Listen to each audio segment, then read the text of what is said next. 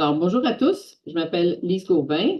Je suis responsable du Carrefour de l'innovation et d'évaluation en santé ici au Centre de recherche du CHUM. Et aujourd'hui, nous avons le plaisir d'accueillir Dr. Sylvie Lambert, qui est professeure agrégée et directrice associée de la recherche à l'École des sciences infirmières Ingram à l'Université McGill. Et elle est chercheure au Centre de recherche St. Mary's. Sylvie souhaite se joindre comme chercheur associé au centre de recherche et donc on l'a invitée à faire ce qu'on appelle un séminaire de recrutement et elle va nous parler de la mise en œuvre des PROMs, c'est-à-dire des Patient Reported Outcomes et des programmes d'autogestion pour les soins en cancérologie qui sont personnalisés et opportuns.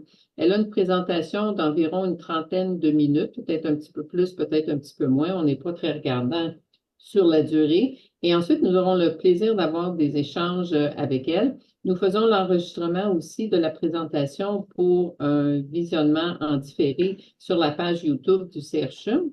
Alors, sans plus tarder, Sylvie, je te cède la parole. Bienvenue chez nous. Merci Lise, merci Rachel pour l'invitation. Merci à tout le monde de vous joindre à nous aujourd'hui. Bien heureuse de vous présenter sur la mise en œuvre des PROMs et les programmes d'autogestion pour des soins en oncologie personnalisés et opportuns. Mon programme de recherche en général se porte sur l'oncologie psychosociale et s'articule autour de 4 objectifs. Premièrement, l'objectif 1, c'est vraiment de développer des modèles de soins par étapes ou step care pour un soutien durable à l'autogestion. Donc, on est beaucoup ancré quand même dans les nouvelles technologies et ceci pour les patients avec un cancer, mais aussi leurs proches aidants. Donc, la plupart de mes programmes d'intervention, c'est pour le patient et son proche aidant. Le deuxième objectif de mon programme de recherche est vraiment axé sur les résultats rapportés par les patients, les PROMs, mais également aussi les expériences rapportées par les patients ou les PREMs et leur mise en œuvre dans des contextes réels. L'objectif 3, c'est d'essayer d'élargir un peu l'objectif 1 et 2 à des patients issus de milieux culturels et linguistiques divers et leurs proches aidants. Et le quatrième objectif s'inscrit plus dans l'évaluation psychométrique des échelles qu'on utilise souvent, que ce soit pour les PROMs, les PREMs, mais aussi pour évaluer nos interventions. Les boîtes que vous voyez en ce moment en bleu aqua sont des projets qu'on a en collaboration avec le CHUM. Donc, il y en a plusieurs, dont notre tout nouveau dernier qui est une subvention de Movember que nous avons reçue pour la mise en œuvre des PROMs et des PREMs, particulièrement avec les hommes avec un cancer de la prostate. Et cette collaboration-là est avec Dr. Saad. Donc, c'est l'une des raisons pourquoi je voulais chercher un statut de chercheur associé. Puis aujourd'hui, je vais particulièrement focuser sur l'objectif 2 de la mise en œuvre des PROMs. L'objectif 2 de mon programme de recherche est vraiment axé sur l'enjeu clinique. On sait qu'il y a bon nombre de symptômes qui ne sont pas suffisamment reconnus ou traités en oncologie. Et ceci est vraiment bien illustré par les courbes que vous voyez à l'écran. Donc, la ligne orange correspond au nombre de patients rapportant un symptôme à une gravité modérée. Et la ligne bleue, le nombre de patients que les cliniciens ont rapporté avoir ce même symptôme.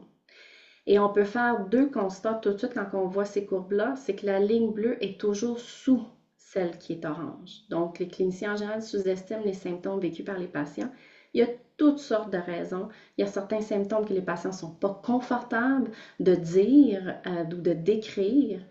Le deuxième constat aussi qu'on remarque, c'est que la différence entre la ligne orange et la ligne bleue est plus grande pour certains symptômes qu'on pourrait dire un peu plus subjectifs, tels que la fatigue et la nausée. On sait que sous-estimer la gravité des symptômes pour les patients peut être coûteux pour eux, mais aussi pour le système de santé. Et jusqu'à un certain point, ça peut être évitable. Donc, c'est vraiment sur ça qu'on travaille. Il y a plusieurs solutions.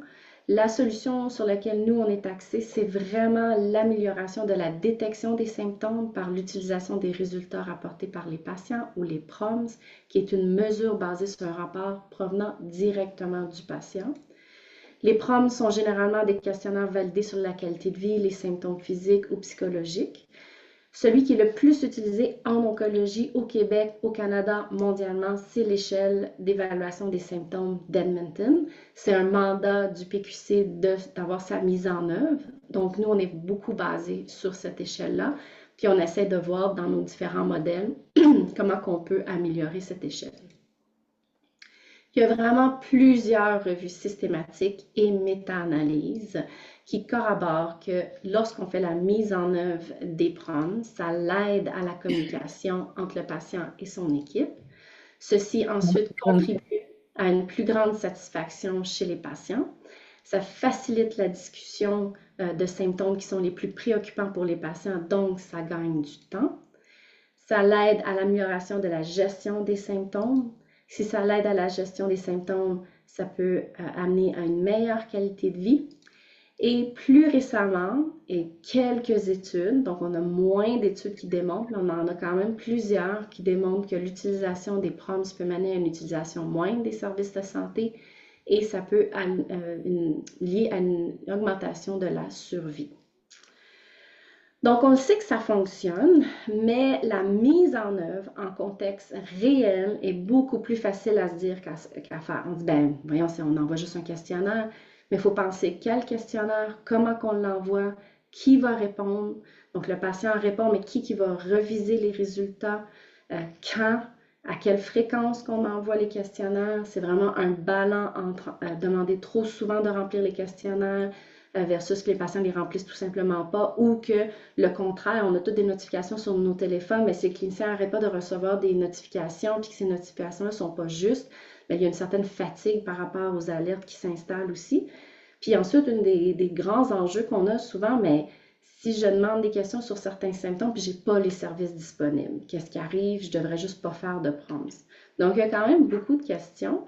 Puis pour essayer de répondre à ces questions-là, depuis le 2017, on a mis en place le projet EMPAC pour une implantation, vraiment un déploiement à grande échelle d'un programme de détection et de gestion des symptômes à travers les PROMs pour les patients et leurs proches aidants, et le tout à travers de plateformes électroniques. Donc, EMPAC a quand même rassemblé 49 cliniciens, gestionnaires, chercheurs, patients et proches aidants à travers 7 centres, dont le CHUM fait partie. C'est une aventure, c'est ça, quand même depuis 2017 et qui continue. On a d'autres centres qui se rajoutent, pas de semaine en semaine, mais peut-être de mois en mois. Donc, vraiment une belle initiative là, au Québec. Cette diapositive vous donne un survol des composantes de EMPAC. Le tout commence lorsqu'on envoie le questionnaire standardisé aux patients au moyen d'une plateforme électronique. La plateforme électronique, ça dépend vraiment du centre hospitalier. Il y a certains centres qui en ont, d'autres qui n'en ont pas, s'il y a un portail patient. Quand il n'y en a pas, on utilise des plateformes de sondage avec un support d'une ressource à même EMPAC pour faciliter le tout. Donc, le patient, soit qu'il reçoit une notification sur son téléphone ou soit qu'il reçoit un courriel et ensuite remplit le questionnaire. Une fois le questionnaire rempli, un rapport est généré automatiquement dans toutes les plateformes qu'on utilise. Et dans ce rapport, les symptômes sont classés comme étant légers, modérés ou sévères. Et le clinicien reçoit aussi une alerte s'il y a 2 symptômes modérés ou un symptôme sévère. Comment que cette alerte-là est envoyée, ça varie beaucoup de centre en centre. Généralement, ça reste un courriel qui est envoyé à plusieurs personnes pour les alerter. Un rapport est aussi généré pour le patient avec les mêmes informations, mais présenté de façon qui est plus accessible.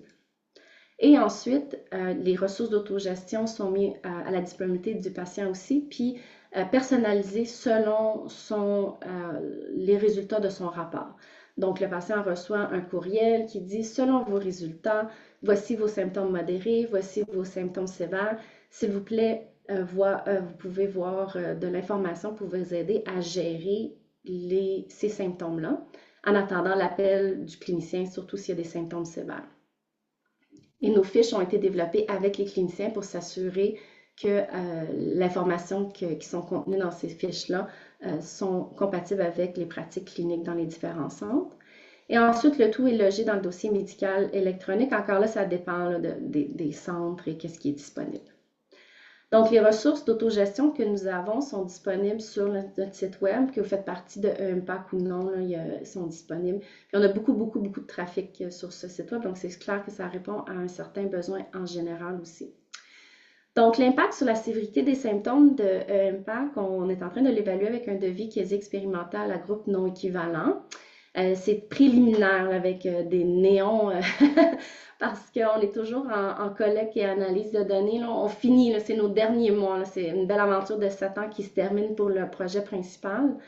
Mais qu'est-ce qu'on remarque vraiment là, très préliminaire, c'est qu'on voit en utilisant l'échelle d'Edmonton, le score total augmente dans le groupe contrôle au fil du temps, tandis qu'il diminue dans le groupe EMPAC. Puis on remarque aussi une diminution du nombre de patients qui reportent des symptômes sévères dans le groupe EMPAC, encore là, tandis que dans le groupe contrôle, la part des patients rapportent des symptômes sévères. On est aussi en train d'aller chercher des données provinciales pour pouvoir regarder l'impact sur la survie et le retour à l'urgence. Les patients aussi remplissent des questionnaires de satisfaction. En général, les PROM portent sur les symptômes qu'ils éprouvent.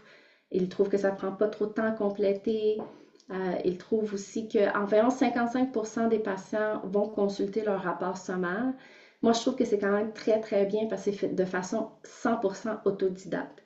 On n'a pas encore de processus, et ça manque, que l'équipe clinique réfère le patient vers son rapport sommaire ou qu'il y a une discussion avec le patient par rapport au rapport sommaire. Donc ça, c'est 100% là, de façon juste avec nous, là, envoyer des courriels. Donc je trouve que c'est bien quand même. Et ceux qui l'ont consulté, la satisfaction est quand même assez élevée et ça comprenait un résumé qui pouvait les aider à mieux comprendre leurs préoccupations les plus pressantes. Quand ça vient à nos ressources d'autogestion, c'est sûr qu'il n'y a rien qui va remplacer qu'un infirmière pivot, que ton oncologue ou un psychologue parle de tes symptômes. Mais ça reste que les ressources d'autogestion sont une pierre angulaire de EMPAC. Parce que souvent, ces discussions-là, pour différentes raisons, n'ont pas lieu. Donc, pour 50% des patients, encore là, ont consulté nos fiches d'autogestion.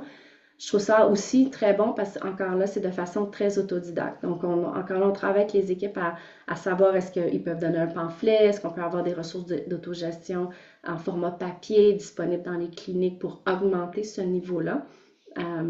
Mais ceux qui vont les consulter ont appris de nouvelles façons pour gérer leurs symptômes parce que nos ressources d'autogestion sont vraiment axées sur de l'information pratico-pratique, non pharmacologique pour gérer les symptômes.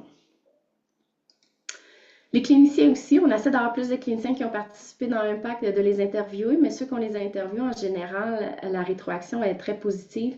Pour plusieurs d'entre eux qui ont participé à des essais randomisés, ils nous disent « Ah, on a des PROMs durant les essais cliniques, mais une fois que l'essai clinique est fini pour les différents traitements, les PROMs arrêtent aussi. » Fait que c'est bien de voir qu'on pouvait continuer ce système très puissant et complet là, dans la pratique clinique courante. Ça permettait aux cliniciens de se concentrer sur les aspects des soins les plus importants. Ça standardisait l'approche à l'identification des symptômes. C'était bien intégré dans le processus de soins. Encore là, certains centres, il a fallu travailler plus sur le mapping de la trajectoire, puis je vais y revenir plus tard. Puis c'est sûr, ça n'a pas été facile. Là, 2017 à 2024, on a eu la pandémie. On a un remaniement du système de santé. C'était vraiment pas facile, mais les équipes étaient toujours au rendez-vous, puis je pense que ça démontre à quel point que les équipes veulent les PROMs, puis voient vraiment la plus-value des PROMs.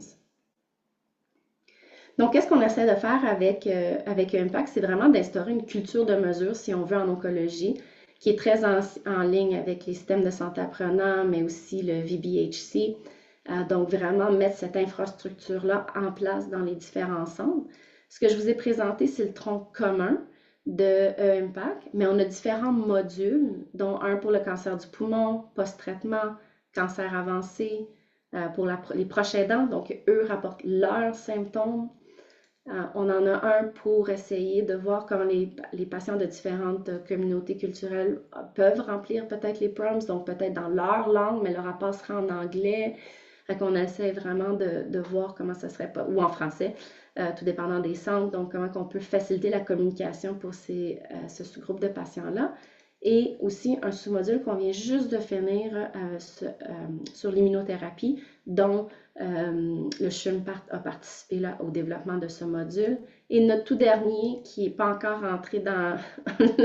Les ententes ne sont pas encore tout à fait signées, là, mais éventuellement, il va rentrer, c'est notre module cancer de la prostate financé par Movember tout récemment. Là, donc, ça, c'était un peu comme la première partie de ma présentation, c'est vous présenter Impact, mais ce que je voulais particulièrement aussi présenter aujourd'hui, c'est tout le contexte de la mise en œuvre. Parce que, encore là, il n'y a pas personne qui dit « je veux pas de proms ». Tout le monde, lorsqu'on les approche, nous disent « oui, ils savent, ça se parle à ESMO, ASCO, tout le monde en parle, les proms, l'impact que ça peut avoir. Mais comment mettre en œuvre ce genre d'innovation-là dans le contexte actuel du système de santé. Au début, mon équipe, en 2017, quand on a commencé, on était très axé sur pourquoi, quand on présentait juste la première partie d'aujourd'hui. Vraiment, pourquoi, c'est quoi les avantages des proms, quels proms, dans mon programme de recherche, j'ai un app psychométrique. Fait que moi, j'étais très là, OK, lequel qu'on utilise. Et quand j'avais commencé une de mes présentations, peut-être un an après le projet commence, une directrice d'un des départements d'oncologie à un des centres m'a arrêté après ma 3e diapo et me dit « Moi, je veux pas une autre présentation qui me dit pourquoi c'est important. Je veux que tu me dises comment que je peux avoir un patient demain matin sur ce programme-là. » Fait que ça a causé un peu un 360 ou un 180 de mon équipe et de la façon de penser. Puis on s'est dit, ben on a les questionnaires, c'est sûr qu'il y en a plein d'autres, mais on va focuser sur ce qu'on a et on va plus être axé maintenant sur le comment. Puis le comment, ben, on peut être guidé par la science de la mise en œuvre. Fait que la science de la mise en œuvre, c'est quand même très récent. Donc, j'étais pas au courant autant des différents outils de la science de la mise en œuvre au début. Fait que tout le temps, je suis un peu comme Obélix qui a comme tombé dans la marmite. Puis là, ben, je peux pas trop en boire parce que sinon, ça me rend complètement désorientée. Donc, on essaie vraiment aussi de voir c'est quel outil de la science de la mise en œuvre qui peut nous aider. Fait que la science de la mise en œuvre, c'est l'étude de la matière ou comment de promouvoir l'adoption de pratiques fondées sur les évidences probantes en vue d'améliorer la qualité des soins et services. Donc, moi, je vois ça comme une boîte à outils. Puis, il y a plusieurs outils qu'on peut prendre de la science de la mise en œuvre. Il y en a 4 que je voulais partager avec vous parce que moi, ça a été vraiment des leçons apprises. Et là, on est en train de développer même des boîtes à outils qu'on aimerait ça mettre en ligne pour que ce soit disponible aux équipes lorsqu'ils ont un projet, mais aussi quand on commence avec les équipes, qu'on ait vraiment une idée claire de où on s'en va dans le très peu de temps pour la mise en œuvre des prompts. Donc, choisir un cadre théorique approprié pour guider le processus, choisir un cadre théorique approprié pour évaluer les obstacles, envoyer un sondage basé sur les cadres théoriques, choisir avec discernement les stratégies de mise en œuvre. Donc, je vais passer à travers chacun de ces outils brièvement. Donc, le premier outil, plusieurs d'entre vous peut-être le connaissez, c'est vraiment le cadre conceptuel des connaissances à la pratique. Il y a 2 cycles qui font partie de ce cadre théorique-là. Un, c'est le développement des connaissances. Nous, avec les prompts, on n'est pas dans ça du tout. On est vraiment dans le second cycle qui est vraiment l'application des connaissances. Ma leçon apprise, c'est souvent on le choisit, ce cadre-là, mais après ça, on l'oublie, on dirait, que quand ça devient le temps de faire la mise en œuvre. Donc, ma leçon apprise vraiment numéro 1, c'est de toujours garder en tête les différentes étapes de ce cadre-là pour vraiment avoir une voie claire. On s'est vraiment perdu là, dans les routes de côté, là, puis surtout avec la neige aujourd'hui, on pourrait dire on s'est rentré dans plusieurs bancs de neige, il fallait reculer. Mais une fois qu'on s'est dit, ben, on en a un cadre, il faudrait suivre les différentes étapes. On dirait que ça nous donne vraiment une piste à suivre très claire. Pour la présentation aujourd'hui, je vais me concentrer sur les 4 premières phases de qu'est-ce qu'on a appris, puis un peu comment que je ferais les choses un peu différentes maintenant après 7 ans là, de mise en œuvre. Donc, pour nous, cerner le besoin, c'était déjà fait par le partenaire canadien contre le cancer. C'est eux qui ont décidé, qui étaient axés sur les proms. Donc, le financement venait avec la mise en œuvre des proms, un peu comme un mandat ministériel. Hein? Beaucoup d'équipes, beaucoup de centres, on a des mandats ministériels, c'est un peu la même chose. mais il reste quand même qu'après ça, il faut adapter ces connaissances-là ou le mandat ou le but de la mise en œuvre des différentes innovations. Donc, si on regarde les composantes d'un programme typique PROMS, on peut dire que le début était décidé jusqu'à un certain point, c'est sûr. Le PQC aussi a déjà développé l'outil de la détection de la détresse, qui est un PROMS, qui est utilisé de la même façon à travers beaucoup de centres aussi à travers le Canada. Mais tout le reste n'était pas déterminé. Donc, il fallait vraiment travailler avec les différentes équipes, les différents centres, pour adapter au contexte local. Puis quand on dit local, pour nous, c'était Québec. On a essayé le plus possible de standardiser la mise en œuvre, le plus qui était possible. Donc, on a mis en place des groupes de travail, un groupe de travail focusé sur l'autogestion, un sur les PROMS, l'autre sur la réponse clinique, sur l'évaluation.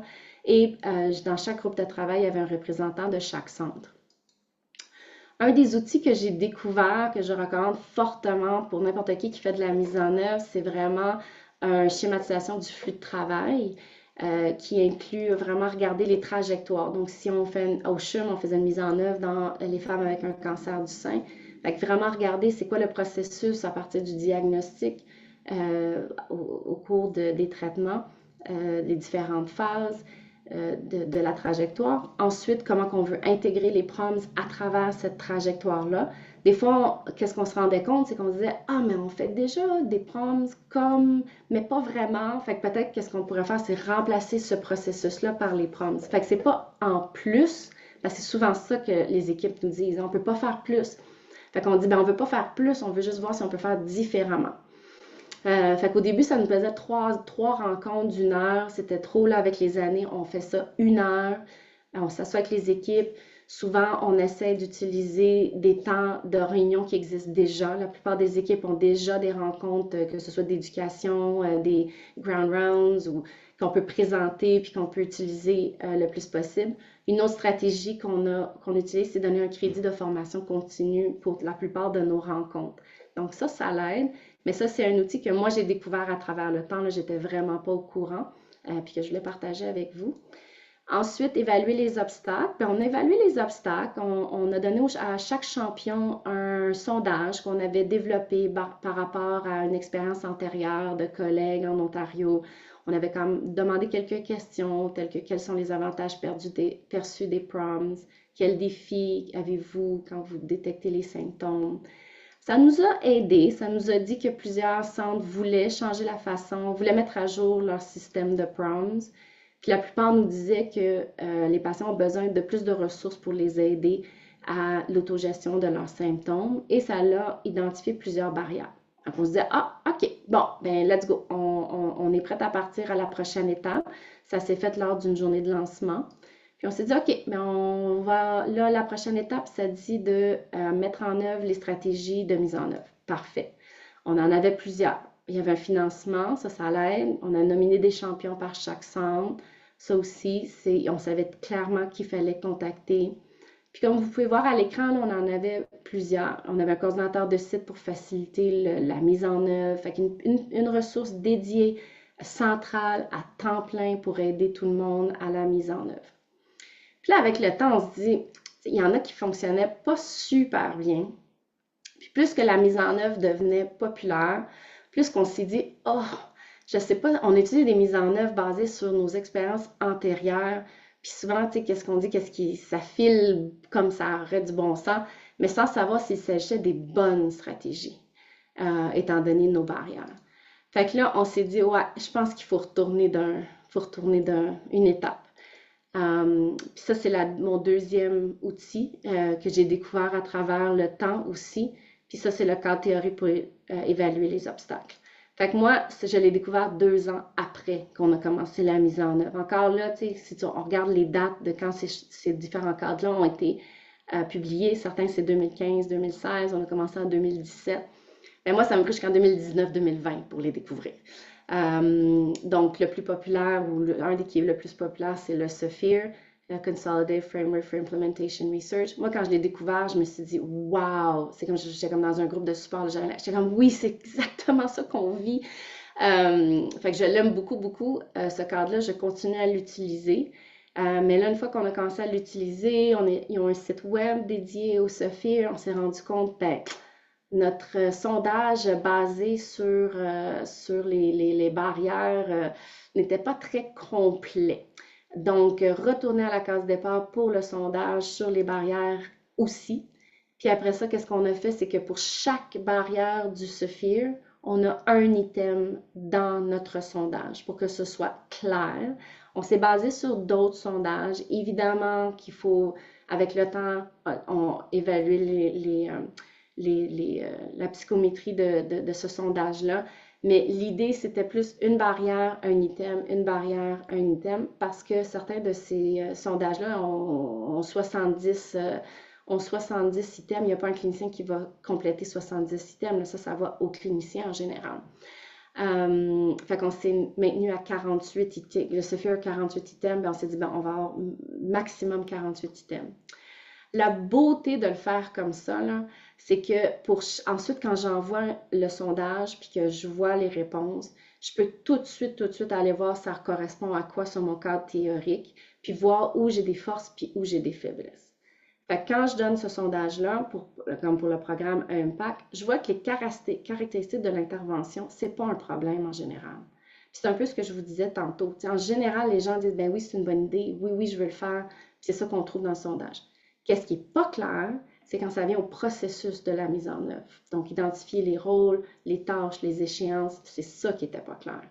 Mais ça, je ne l'aurais jamais découvert avec mon autre sondage sans avoir mon cadre théorique, puis le sondage en plus qui correspond. Fait que maintenant, je le donne toujours à tous les débuts de projet. Qu'il y en ait 5 qui le remplissent, il y en a 5. Je regarde toujours sont où mes forces, sont où mes faiblesses. Parce que le gros so what de tout ça, c'est que ça va ensuite déterminer ce que je mets comme stratégie de mise en œuvre pour faciliter, pour améliorer l'utilisation de mon innovation.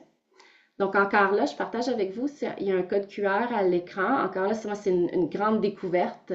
Pour moi, c'était le cas d'Éric il y a quelques années. Encore là, ça a été publié une deuxième version a été publiée en 2015. Le cadre Éric pour les stratégies de mise en œuvre. Une stratégie de mise en œuvre, c'est des méthodes, plans, techniques pour améliorer la mise en œuvre. Et encore là, qu'est-ce qu'on se rend compte, c'est que souvent, on a tendance à utiliser ou à surutiliser certaines stratégies. Les sessions d'information, c'est facile, on en fait beaucoup. Mais si ma barrière n'est pas les connaissances que ça vaut la peine, c'est pas la bonne stratégie. Même chose pour les rappels, audit and feedback, champion. Oui, les champions, c'est très efficace, mais pour certaines barrières de mise en œuvre. Fait que ça peut être un outil puissant lorsqu'on met les mises en œuvre les stratégies qui correspondent aux bons obstacles. Puis je vais vous présenter, j'ai presque fini ma présentation, mais je vais juste vous présenter ici une vidéo si ça fonctionne. Parfait, ça fonctionne. Fait qu'encore là, vous pouvez utiliser le code QR. C'est un outil qui existe pour nous aider à déterminer, bien, selon le Sophia, quels sont mes obstacles. Comme ici, si je choisis des caractéristiques de l'intervention, ça va me dire, bien, c'est quoi les stratégies de mise en œuvre que je devrais utiliser pour ces obstacles-là. Fait que moi, j'avais des champions, j'avais fait un peu ce que vous voyez à l'écran, là. J'avais déjà fait des rencontres d'éducation, fait que ça a du bon sens quand je regarde ça et je me dis, ah ouais, ben c'est pour ça aussi que quand je donne mon sondage, ben les caractéristiques de mon intervention, ça va, là, c'est pas tant un problème. Mais si on regarde où j'avais des problèmes, qui étaient plus dans le planning de ma mise en œuvre, lorsqu'on parlait de rôle, d'échéance et tout ça, fait que là, je choisis ici. Ben là, on voit que c'est vraiment de développer un blueprint de ma mise en œuvre. Mais ça, ou une cartographie de ma mise en œuvre. Ben ça, j'en avais pas. Donc, peut-être que ça l'explique pourquoi ça restait des barrières, puis c'est là qu'il y avait une lacune. Fait qu'encore là, un outil super puissant pour nous aider à la mise en œuvre. Fait que pour conclure, c'est sûr qu'il y a plusieurs outils de la science de la mise en œuvre que nous, on a découvert, mais il reste qu'une tension entre ce qui est la science de la mise en œuvre et le milieu réel. Des champions partent. Ça fait 7 ans, surtout quand ça prend du temps de ces projets-là. Dans la plupart des centres, on a eu 3 ou 4 champions. On n'a pas beaucoup de temps pour les rencontres, fait qu'on devient très apte à utiliser le temps qu'on a. On s'est présenté dans des corridors avant les chirurgies, mais ce qu'on a trouvé qui est le plus aidant, c'est vraiment de se mettre sur l'agenda de réunions qui existent déjà. Et encore là, les groupes de travail. Donc, ça, la disponibilité des cliniciens pour les réunions.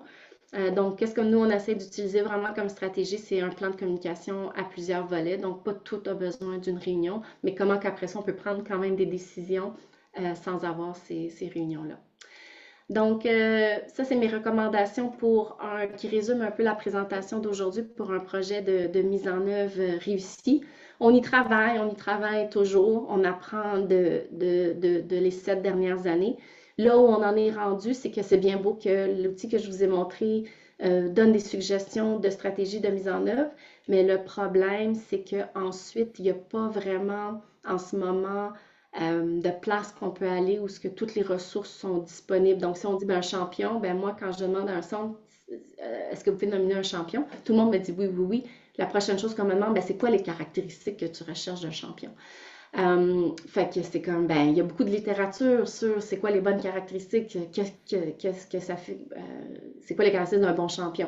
Fait qu'on est un peu rendu là maintenant à essayer de développer des outils qu'on pourrait mettre disponibles pour que les gens puissent utiliser pour pas que tout le monde recommence la même chose tout le temps. Donc, c'est un peu là qu'on est rendu.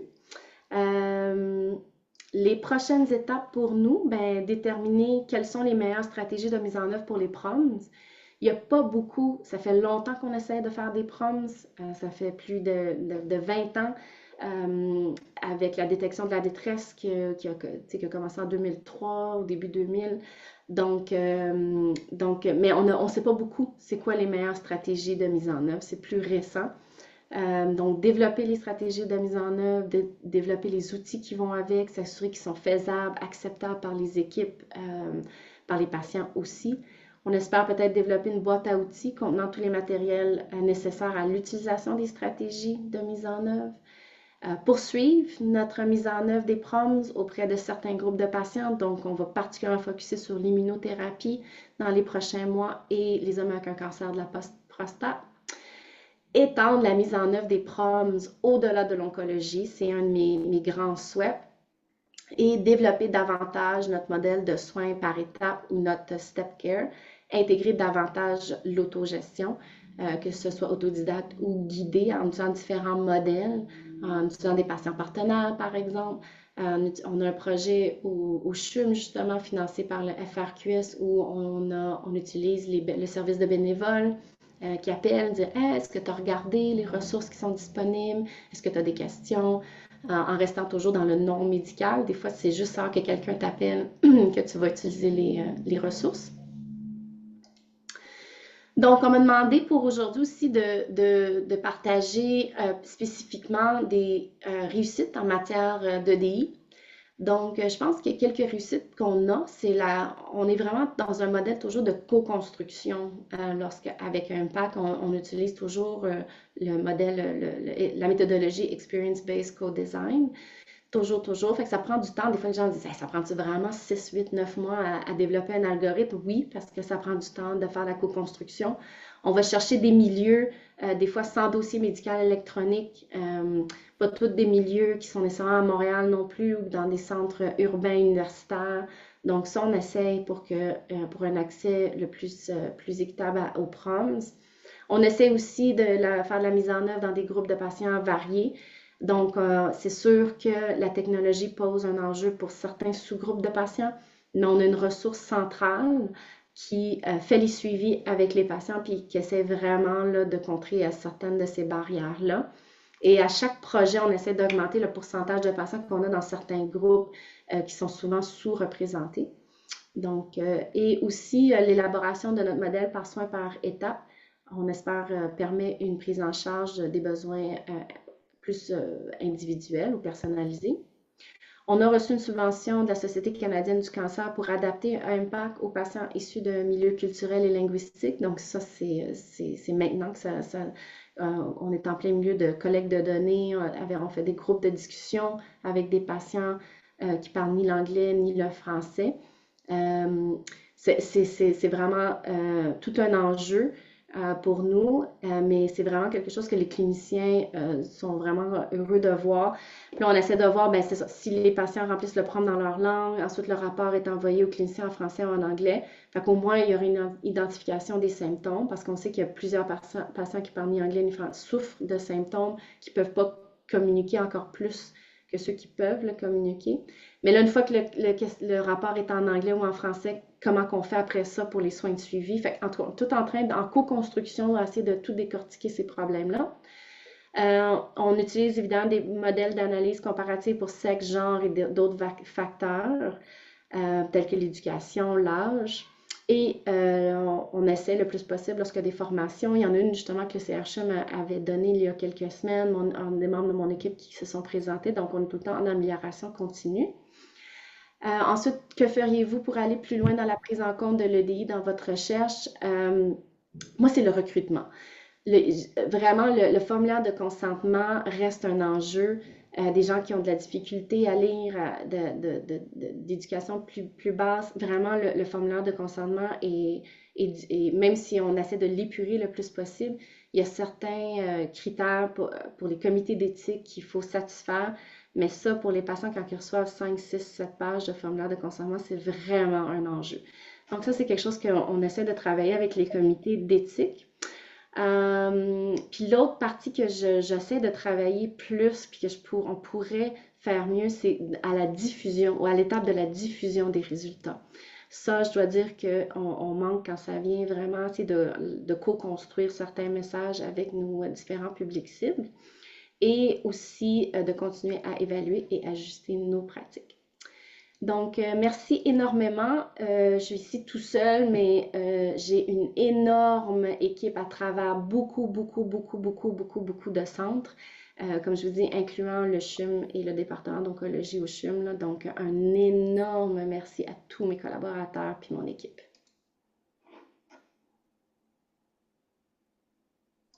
Merci beaucoup Sylvie pour cette présentation qui était à la fois dynamique, remplie d'informations extrêmement intéressantes et pertinentes.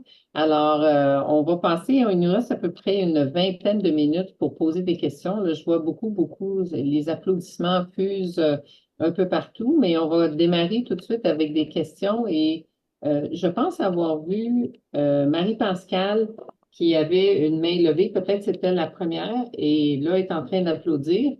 Mais ensuite, il y a José. Marie-Pascale, est-ce que tu veux poser la première question? D'abord, bonjour, hein, et puis merci beaucoup Bonjour! Sylvie pour la super belle présentation.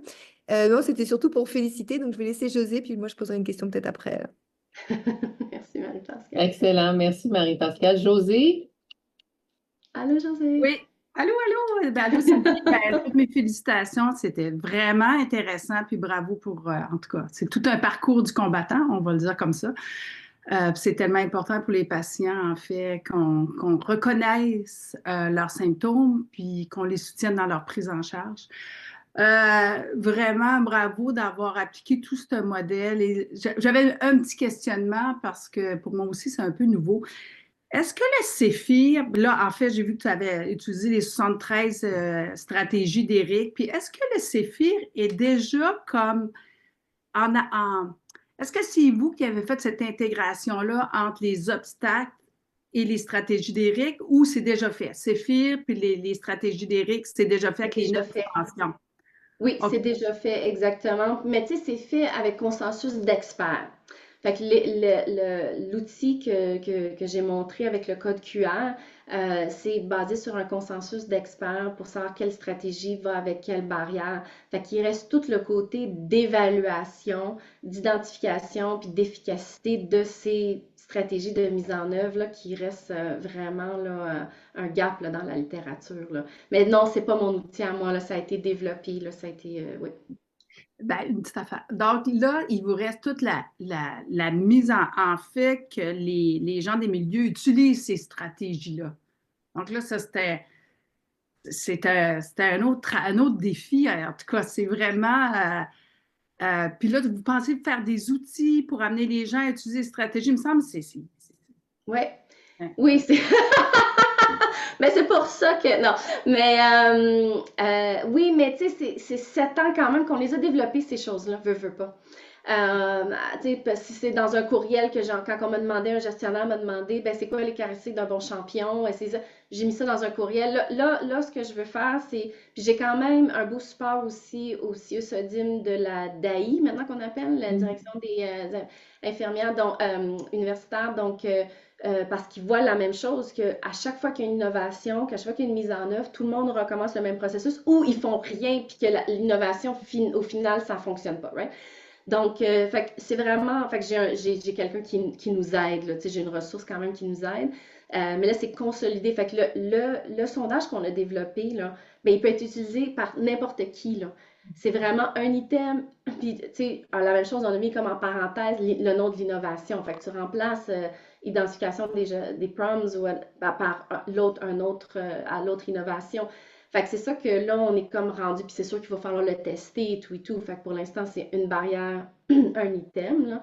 Donc, travailler avec d'autres équipes, collaborer pour voir, ben, tu sais, comment qu'on peut rendre, pour pas que tout le monde recommence. À mon équipe, ça a dû nous prendre 3 mois, là. Regarder le Sephir, regarder toutes les autres, tu sais, le Nomade, le Okra, le Accra, tu sais, toute la gang, là. Puis vraiment, tu sais, j'ai un fichier Excel, ça me fait plaisir de le partager, où c'est qu'on a tout mappé les barrières, les différents questionnaires qui existent, puis ensuite, tu sais, de voir comment qu'on pouvait l'en faire un le plus court possible. Mais ça a pris 3 mois, ça n'a pas de bon sens que tout le monde recommence la même chose, là. Fait que c'est plus de rendre ça disponible, tu sais, plus comme... ouais. Merci beaucoup pour cette question et cette réponse détaillée. Il y a Lynn et Isabelle qui ont des questions. Lynn, à toi la parole. Oui, bonjour Sylvie, je suis contente de te Bonjour. voir. Sylvie, je sais pas si j'ai manqué quelque chose, mais ton questionnaire ou le modèle Séphir, est-ce que tu l'utilises auprès de la communauté, c'est-à-dire auprès des Oui, personnes ou c'est auprès des intervenants? merci, les deux. Moi, je l'utilise auprès des deux parce qu'encore là, très naïve en 2017, quand j'ai commencé tout ça, je pensais que les patients aussi seraient super contents qu'on leur donne des proms, puis mais c'est pas le cas nécessairement non plus. Donc je l'utilise avec les deux. Pour les patients, c'est intéressant. Les barrières sont principalement dans le domaine d'intervention plus que les cliniciens. Et tu sais, les cliniciens, quand ça vient à l'intervention comme telle, ça va. Mais eux, c'est plus quand ça vient aux caractéristiques de l'intervention, la fréquence des proms, la longueur. Il a vraiment fallu travailler sur le moins d'items possible. La fréquence, on nous dit, ben, c'est bien beau, je comprends là, que mon clinicien a besoin de savoir, puis ça va l'aider, mais moi, des fois, je veux pas y penser que j'ai ces symptômes-là. Ou j'ai oublié, tu sais, ça fait 2, 3 semaines que j'ai oublié que j'étais, pas 2, 3 semaines, 2, 3 jours, j'ai oublié que j'étais fatiguée, puis là, tu m'envoies un autre questionnaire, puis là, tu sais, ça l'amène une auto-réflexion qui est positive, mais des fois, ça amène, c'est anxiogène. Fait que oui, on l'utilise avec les deux. Puis l'autre qu'on utilise, j'en ai pas trop parlé, mais on utilise aussi le Normalization Process Theory, le NPT. Puis on l'utilise beaucoup avec les cliniciens, mais on l'utilise avec les patients aussi parce que utiliser les prompts, l'autogestion, c'est du travail pour les patients aussi. Fait qu'on utilise aussi des deux côtés. Et parce que c'est ça, ça fait moi aussi avec José plusieurs années qu'on implante, mais dans la communauté, à la grandeur du Québec, auprès des personnes qui vivent avec le Parkinson et les proches aidants. Puis le CFA, pour nous, finalement, on l'a pas privilégié parce que on a rencontré des barrières, donc on a plus utilisé le REAIM. Oui, Le re-aim pour aller regarder comment se faisait, comment on atteignait, comment on rejoignait, comment on évaluait, comment les gens s'approprient les interventions web, comment ils les adoptent, comment ils les intègrent dans leur vie quotidienne, puis comment on arrive à maintenir. Donc, je voulais savoir si le Séphir, si tu avais rencontré les mêmes défis que nous, mais pas pour non, l'instant. c'est sûr que ça dépend, tu sais, de l'innovation et du contexte.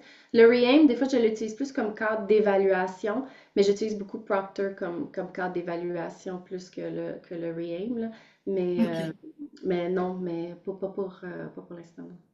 Non. OK, puis je voulais savoir si justement tu avais vu les écrits de Waltz qui avaient été faits après Proctor, puis après les autres en implantation. Là, je t'encourage à regarder cet écrit-là pour, je dirais, continuer à cheminer au niveau là, de l'intégration à ce niveau-là. Moi, c'est un écrit qui m'a beaucoup, beaucoup aidé.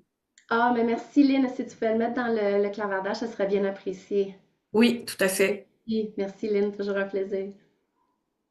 Magnifique. Merci, merci Lynn, merci Sylvie. Isabelle, à toi la parole et je me suis mise en ligne aussi. Mais un Alors, gros merci, Sylvie, pour ta présentation. Tu as vraiment une belle capacité, je trouve, à structurer des choses complexes et à faire du sens. Là, c'est vraiment très apprécié. Puis, je pense que je vais rebondir un peu sur l'intervention de José. Puis, je pense que ce que je réalise, c'est qu'il y a déjà des belles expertises au Carrefour de l'innovation, justement en implantation. Mais tu es en train de nous donner l'opportunité de se rendre compte que tu as aussi une super belle expertise, puis qu'on en a, mais qu'on ne les partage pas ou très peu. Je veux dire, personnellement, pour avoir eu des discussions de corridor avec Lynn, on s'est échangé des tips and tricks, là. En fait, ça m'ouvre la porte, puis je voulais juste te poser la question, puis je profite du séminaire parce que je pense que c'est une belle ouverture. Tu sais, dans ta venue parmi nous, par exemple, est-ce que tu penses que ça pourrait être pertinent, puis je pense à Guillaume Fontaine qui est avec toi à McGill, de, de réfléchir à une petite communauté de pratique de sciences de la mise en œuvre? Est-ce que c'est quelque chose qui existe déjà? Est-ce qu'on pourrait faire quelque chose? Parce que personnellement, je pense que s'il y a un champ que je trouve équitablement intéressant, mais excessivement complexe, ça en est vraiment un, je pense. Puis il y a beaucoup de modèles, il y a beaucoup de frameworks, puis j'ai beau réécouter des présentations, il y a vraiment une structure, puis leur application dans nos contextes de recherche, c'est vraiment un beau casse-tête. Fait que je me rends compte qu'on est plein de gens autour de la table à avoir un intérêt partagé, puis je voulais savoir, ce que tu penses de cette idée-là. Est-ce que ça existe déjà? Est-ce que c'est quelque chose qui t'intéresserait? Voilà. Puis moi, j'ai la chance de déjà travailler avec toi, mais je pense que là, on pourrait, tu sais, être plusieurs oui. à être intéressés puis à partager ces savoirs-là. Ben absolument. Donc, j'ai justement eu une rencontre avec Guillaume vendredi sur le même sujet. Fait que, fait que la communauté de pratique, il en existe une au ministère, donc pour les cliniciens et gestionnaires, mais pas pour, tu sais, c'est pas ouvert à tous, là. Donc, ça, je sais qu'il en existe une. Mais moi, je pense qu'on pourrait en mettre une sur place, c'est pour les gens, qui est plus ouverte là, pour chercheurs, cliniciens, gestionnaires, n'importe qui voudrait se joindre. Là. Donc, moi, je pense que ça serait une super, super idée, Isabelle. On pourrait comme continuer cette discussion-là parce que justement, il reste beaucoup de travail. Comme je dis, tout ce qui est après l'identification de la mise en œuvre, là, ben, ça reste tout à faire. Puis que ce soit l'évaluation, que ce soit l'opérationnalisation des stratégies, c'est beaucoup, beaucoup, beaucoup, beaucoup de travail. Tu sais, le blueprint de la mise en œuvre, la cartographie, il y a quand même une cartographie macro que moi je trouve qui s'applique à la plupart des projets. Ça reste tout à faire. Fait que je pense qu'on peut juste y arriver si on se met tous ensemble, qu'on a une structure, puis qu'on avance ensemble. Puis ça va nous sauver, nous, du sang aussi, en bout de ligne, tu sais, à réutiliser, à tester. Dans différents contextes, dans différents milieux, tu sais, j'aime ce que Lynn a dit, ben moi, de Sophia, tu sais, ok, ben, peut-être qu'on revoit c'était quoi les enjeux aussi, comment que, tu sais, fait qu'on pourrait, fait absolument Isabelle, puis j'ai eu la même discussion. Donc, tu sais, il y a des réseaux de recherche là, qui vont revenir à un moment donné aussi, fait qu'en tout cas, c'est quelque chose qu'on réfléchit, qu'on discute, là, qu'on aimerait bien aller de l'avant, puis ça serait super si on peut établir une belle collaboration comme d'habitude. Mais merci Alors, beaucoup. excellent, merci. Alors, je me permets, je vais me mettre à la fin de la ligne pour permettre à Sabri et à Nathalie de poser leurs questions, mais je mentionne que dans le clavardage, Sylvie, Nathalie Folch, qui est de la Direction des sciences infirmières, indique des cliniciens, des patients partenaires qui apprécieraient certainement cette communauté de pratique. Et puis, Marie-Pascale qui nous partage que l'unité de soutien a un axe sur la science de l'implantation et la mise à l'échelle. Et je vois que Lynn Mercier, elle a mis la référence dans le clavardage. Alors, Sabri, si tu veux ouvrir ta caméra et ton micro, je te cède la parole. Oui. Bonjour Lise, est-ce que vous Oui, m'entendez? on t'entend très bien. Ah, excellent, excellent. Bonjour, bonjour docteur. Je suis vraiment ravi d'avoir pu assister à ce séminaire de recrutement. Juste un petit disclose. Moi, je suis stagiaire postdoctoral dans l'axe de cardiométabolique et ma spécialité, c'est la biologie fondamentale des mécanismes moléculaires qui mènent à l'obésité. Donc, ma question va paraître extrêmement naïve. J'espère que vous me le permettrez. Euh, j'ai beaucoup appris, je disais, donc merci énormément. Et moi, j'avais une question peut-être un peu plus générale, s'agissant des proms. Donc déjà, merci, j'ai appris ça, c'est fantastique. Est-ce qu'il existe des guidelines qui sont universelles, qui établissent la manière dont on récupère finalement les données, les informations rapportées par les patients? Où est-ce qu'en est l'état de l'art? Est-ce qu'on en est oui, à un état de l'art où il existe des guidelines universelles, ou est-ce que finalement les équipes, chacune d'entre elles, sont chargées de développer leurs propres guidelines à ce sujet? Voilà. Mes excuses, j'avais dit que ma question serait très naïve. C'est une très, très, très, très bonne question. Il y a ISOQual ils ont quelques guidelines, tu sais, comme qui disent, ben, en premier, déterminer le but, parce qu'il peut y avoir différents buts pour les prompts. Donc oui, il existe, mais pas au point de vue, ce sont très génériques, là, sont très, tu sais, quelques 7 ou 8 questions c'est plus comme 7 à 8 questions que vous devez vous poser avant de commencer les prompts, genre. Fait que non, tu sais, quand ça vient à la sélection des questionnaires, quand ça vient justement à la mise en œuvre, fait que surtout cette partie-là, moi, je suis pas au courant, à moins que d'autres sont au courant, là, mais moi, je suis pas au courant. Il y a beaucoup, beaucoup d'écrits de plus en plus.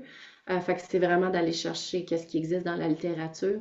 Mais je suis pas au courant là, comme un genre de clinical practice guideline. Là, c'est vraiment, non.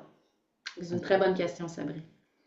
Bon, en tout cas, si je peux me permettre un commentaire, j'ai été extrêmement ravi et touché d'entendre aussi votre sensibilité à la question multilinguistique et multiethnique aussi dans votre programme.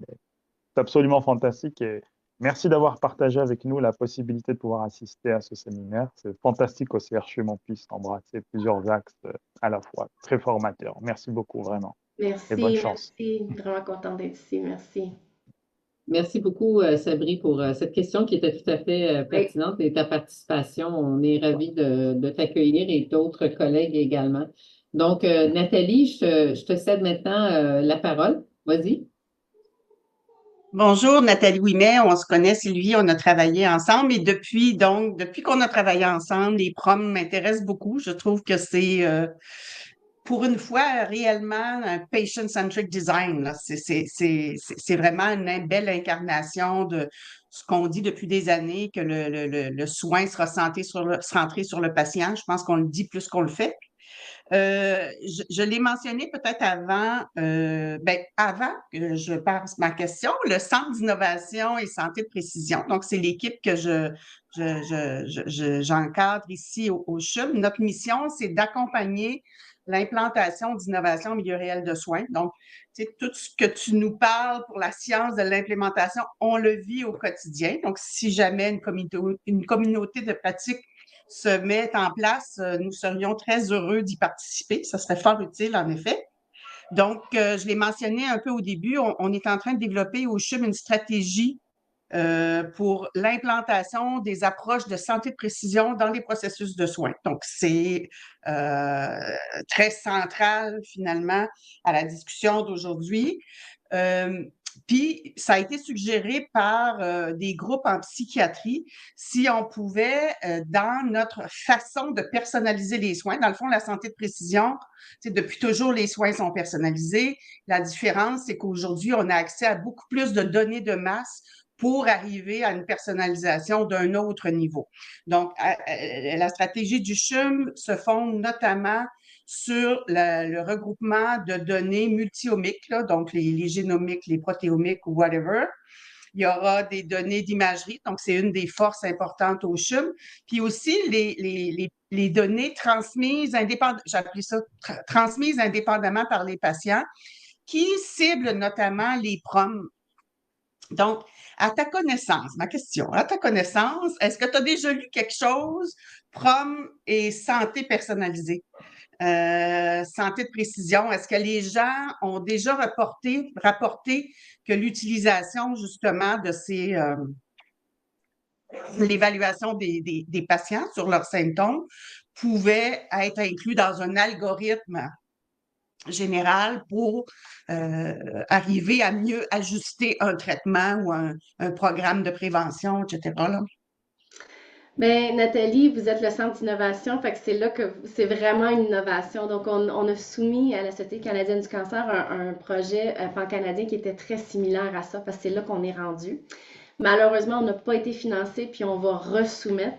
Donc, il faudrait se parler davantage, parce que c'est vraiment là où on en est rendu. Puis avec l'IA, on voulait vraiment voir développer des algorithmes qui incluent des données cliniques, des données démographiques davantage, parce que pour l'instant, on ne les inclut pas dans nos algorithmes. C'est vraiment basé sur la sévérité des symptômes seulement.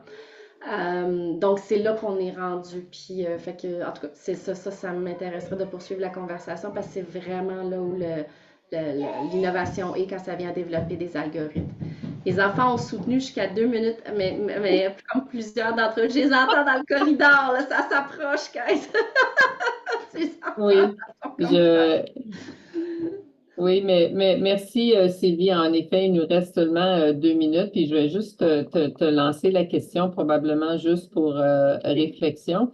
Et je fais du pouce un peu sur ce qu'a dit Nathalie. Il y a une structure de données qui est produite par ce type d'activité-là qui est extrêmement intéressante. C'est-à-dire qu'on a des mesures répétées qui sont nichées dans des individus qui sont traités par un ou une équipe de professionnels. On a plusieurs centres hospitaliers. Et je me suis demandé si, au-delà des effets principaux que l'on peut dégager, est-ce que vous avez commencé à explorer ce qui explique la variabilité qu'il peut y avoir à l'intérieur d'une même personne, à l'intérieur d'un même service, à l'intérieur d'un même centre hospitalier en comparaison avec ce qui se passe ailleurs? Alors. Non, pas pour l'instant. Puis ça demande des bases de données, hein. Donc, on essaie vraiment pour l'instant l'infrastructure, la collecte standardisée, qui est constituée, qu'on l'a justement, qu'on peut avoir ces données pour répondre à ces questions-là. Mais absolument, là, dans le futur, là, si on pouvait mettre en place les infrastructures pour avoir les données, là, c'est ça que ça l'ouvre comme porte.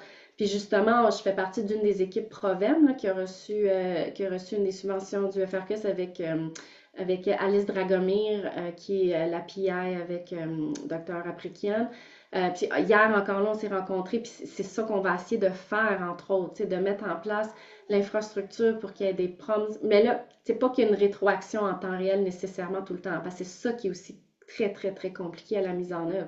C'est ça qui empêche, c'est pour ça que les gens aussi font la mise en œuvre des PREMS de plus en plus, ça, parce qu'il n'y a pas de rétroaction en temps réel, il n'y a pas d'alerte, il n'y a pas rien.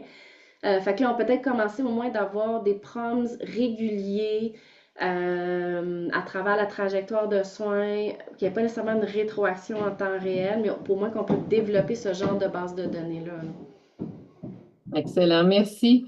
Alors, il est 13h pile poil. Alors, il me reste à te dire un très, très grand merci pour la magnifique présentation que tu as fait. Et je dois dire, mon observation, c'est de te voir garder ton calme malgré que les enfants s'agitent en arrière-plan.